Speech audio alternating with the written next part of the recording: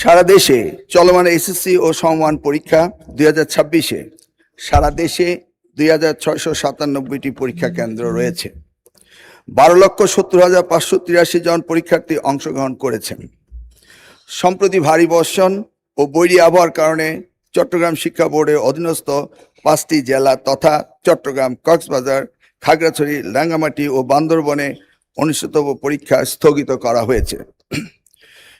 চট্টগ্রাম শিক্ষা বোর্ডের বাইরেও ঢাকা সহ দেশের কিছু কিছু জেলায় বিচ্ছিন্নভাবে কিছু পরীক্ষার্থী বৈরী আবহাওয়া ও বহুবিধ কারণে নির্ধারিত পরীক্ষায় অংশগ্রহণ করতে পারেনি।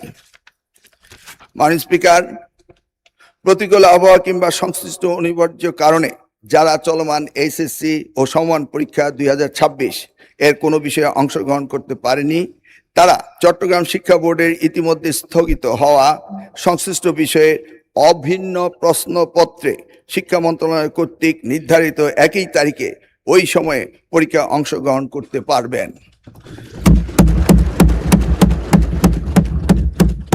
মাননীয় স্পিকার, যেহেতু এইচএসসি পরীক্ষা শিক্ষার্থীদের জীবনে একটি অত্যন্ত গুরুত্বপূর্ণ ধাপ, তাই বিশেষ বিবেচনায় এই বিশেষ সুযোগ প্রদান করা হলো। মাননীয় স্পিকার, পদার্থবিজ্ঞান প্রথম পত্রের ভুল প্রশ্নপত্র প্রণয়নের দায়ী ব্যক্তিদের ইতিমধ্যেই সাময়িক বরখাস্ত করা হয়েছে।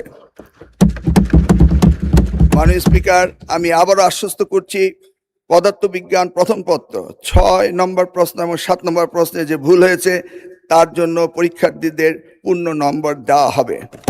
মাননীয় স্পিকার, আপনাকে অশেষ ধন্যবাদ।